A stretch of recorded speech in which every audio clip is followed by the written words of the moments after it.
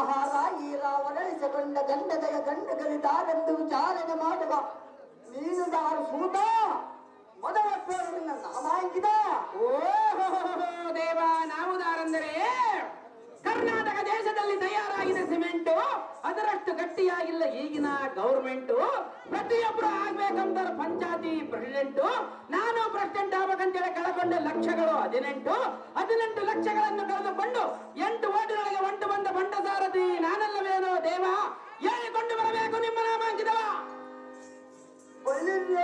ಈ ಸಾರಥಿ ನಮ್ಮ ನಾಮಾಂಕಿತವೇನೆಂದು ಕೇಳಿಯಾ? ಹೌದು ದೇವ. ಶ್ರೀ ಬಲಲೋಟಿ ಬಸವೇಶ್ವರ ಪಾದಕ್ಕೆ ಕೋಟಿ ನಮಸ್ಕಾರಗಳು. ಶ್ರೀ ವಿರೂಪಾಪುರ ಧರ್ಮೋಗ ಕೋಟಿ ಕೋಟಿ ನಮನಗಳು.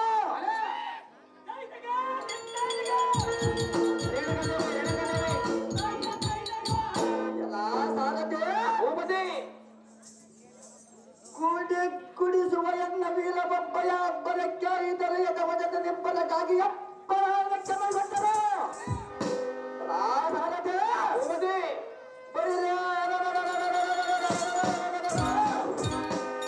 ಮಗವೇರಿದ ಮತಾಂಗರ ಮಂಕು ಬಿಡಿಸಿ ಸದ್ಬುದ್ಧಿಯಂ ಕಲಿಸಿ ತ್ರಿಬಲನ ವೀರಾದಿ ವೀರನ ಮುಂದೆ ಒಂದನೇ ಮಾಡಿಸಿಕೊಳ್ಳುವ ಶ್ರೇಷ್ಠನಾದ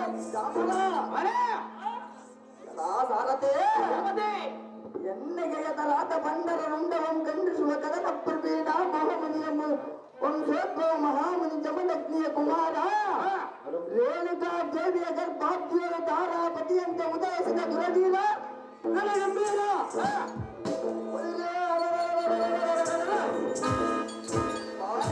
ರಾಮನೆಂದು ತಿಳಿಯದ ಈ ಸಾರಥಿ ಓಡಿಸಿ ಸಾಕತಿ.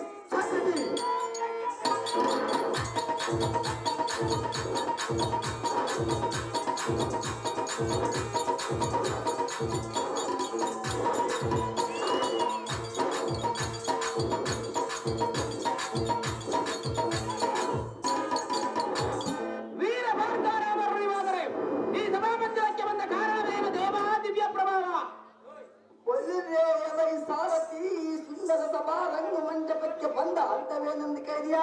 ಹೌದು ದೇವ. 56 ದೇಶದ ರಾಜ್ಯಗಳ ಶ್ರೇಷ್ಠನಾದ ಕಾಶ್ಮೀರದ ರೇಣುಕ ರಾಜನ ಕುಮಾರಿಯಳಾದ ನಮ್ಮ ಜನನಿ ರೇಣುಕಾ ದೇವಿಯಿಂದ ಆಶೀರ್ವಾದವನ್ನು ಪಡೆದು ಮುಂದಿನ ಕಾರ್ಯದ ವಿಚಾರವನ್ನು ತಿಳಿಯಲು ಪರೋಣವಾಯಿತು. ಸಾರಥಿ ನಮ್ಮ ಜನನಿಯ ಬಳಿಗೆ ಹೋಗೋಣ ಜಾಗ್ರತೆ. ಒಳ್ಳೆಯದು ಭೂಪತಿ, ಪೀಠವನ್ನು ಅಲಂಕರಿಸಿರಿ ಜಾಗ್ರತೆ.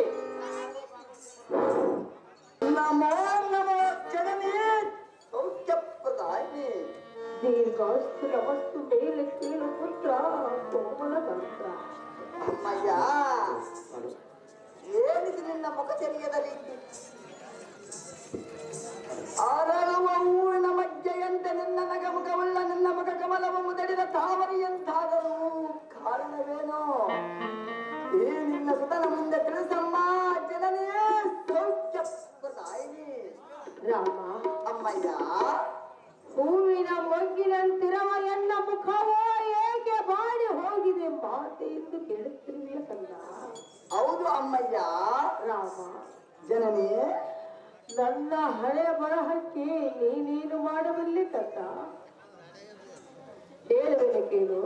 ಅದೇನು ಚೆನ್ನಾಗಿ ಹೇಳು ಜನನಿ. ಬಾರೆ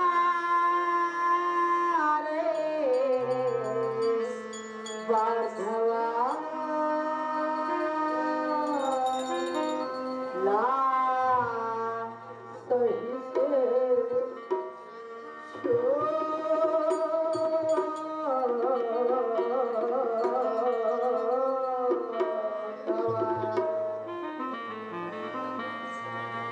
ಬಾರೆ ಬಾಂಧವ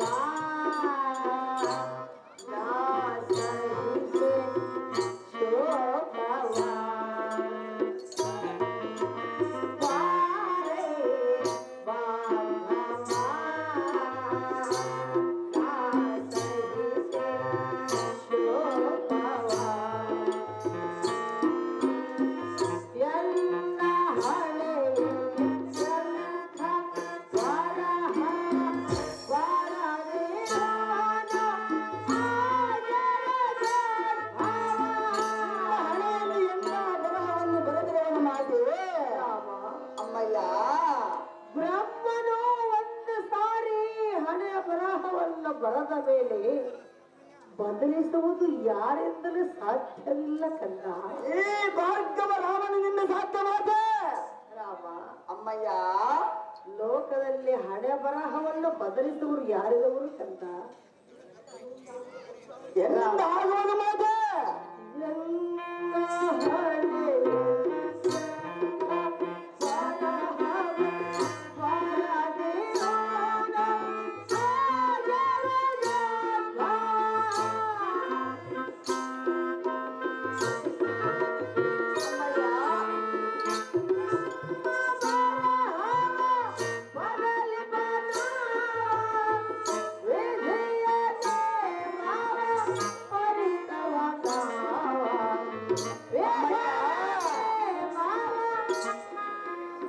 ಅಮ್ಮಯ್ಯ, ನಿನ್ನ ಹಣೆಯಲ್ಲಿ ಎಂತ ಬರಹವನ್ನು ಬರೆದಿರುವನ ಮಾತೆ. ರಾಮ, ಅಮ್ಮಯ್ಯ, ಅದನ್ನು ಕೇಳಿ ಏನು ಮಾಡಿದೆ ರಾಮ? ನಿನ್ನ ಕಷ್ಟ ದುಃಖವನ್ನು ದೂರ ಮಾಡುವನ ಮಾತೆ. ರಾಮ, ಅಮ್ಮಯ್ಯ, ತಾಯಿ ಕಷ್ಟ ತಾಯಿಗೆ ಇರಲಿ. ಚಿಕ್ಕವನಾದ ನನ್ನ ಕಷ್ಟವನ್ನು ನೀನು ತೆಗೆದುಕೊಂಡು ಅನುಭವಿಸಬೇಡ ಪುತ್ರ. ನಿನ್ನ ತಾಯಿಯ ದುಃಖಗಳನ್ನು ತೀರಿಸುವನ ಮಾತೆ. ರಾಮ, ಅಮ್ಮಯ್ಯ, ಬ್ರಹ್ಮ ಬರಹವ ಬರಲಿ ಬದ ವೇದಿಯ ದೇವಾವ ಅರಿತವ ನಾವ. ವೇದಿಯ ದೇವ ಅರಿತವ ನಾವ.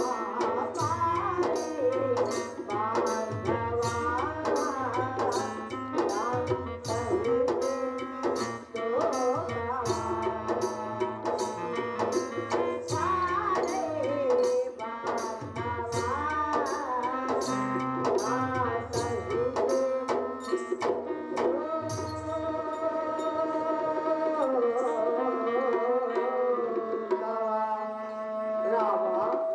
ಅಮ್ಮಯ್ಯ, ಎನ್ನ ಹಣೆಯಲ್ಲಿ ಬ್ರಹ್ಮನು ಎಂಥ ಬರಹವನ್ನು ಬರೆದಿರುವುದು ಕಂದ. ಅದನ್ನು ತಿಳಿಸು ಮಾತೆ. ಬ್ರಹ್ಮನ ಬರೆದ ಬರಹವನ್ನು ಬದಲಿಸುವುದು ಯಾರಿಂದಲೂ ಸಾಧ್ಯವಿಲ್ಲ ರಾಮ. ಇದೇ ನೋಡು ನಿನ್ನ ಹೆತ್ತ ತಾಯಿಯ ದುಃಖದ ದೇವ. ಅಮ್ಮ ಜನನಿಯೇ, ಇದೇನು ನಿನ್ನ ಕರ್ಕಶವಾದ ಧ್ವನಿ? ರಾಹುನಿಂದ ಹಿಡಿಯಲ್ಪಟ್ಟ ಚಂದ್ರನಂತೆ, ಹದ್ದಿಯಿಂದ ದಗ್ಧಗೈದ ನೃತ್ಯದಂತೆ, ಸೂರ್ಯನ ಕಿರಣದಿಂದ ಬಾಡಿದ ಕಮಲದಂತೆ, ಹಸಿವೆಯಿಂದ ತಾಳಲಾರದ ಮನುಷ್ಯರಂತೆ ನಿನ್ನ ಹೃದಯ ಕದದಲ್ಲಿ ಹಾಲಾಹಲವನ್ನು ಭರಿಸಿ ನಿನ್ನ ದುಃಖಕ್ಕೆ ಕಾರಣನಾದವರ ಹೆಸರನ್ನು ಹೇಳು. ಬಯಲೇ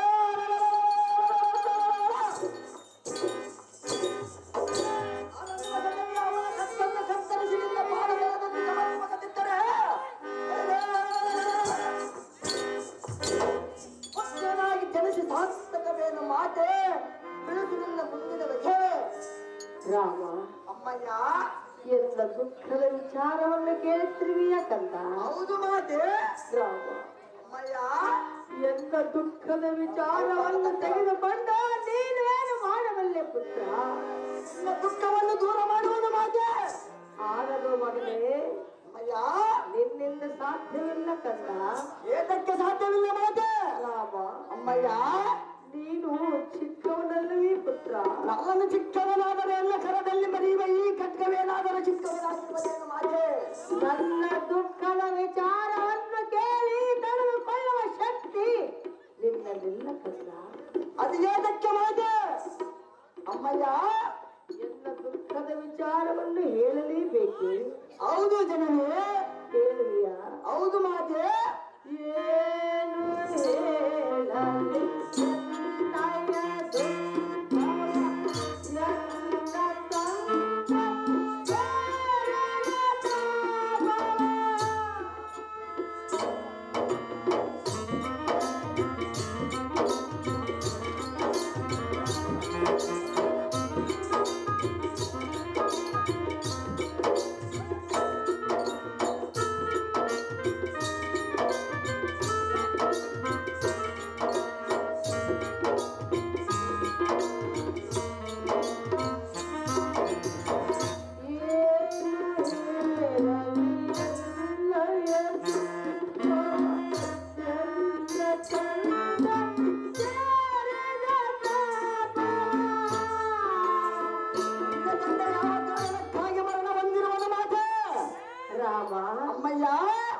ನಿನ್ನ ತಾತನನ್ನು ಕೊಂದವನು ಯಾರು ಹೇಳಬಾರದು ಎಂದು ಕೇಳುತ್ತೀವಿಯ? ಹೌದು ಜನನಿ.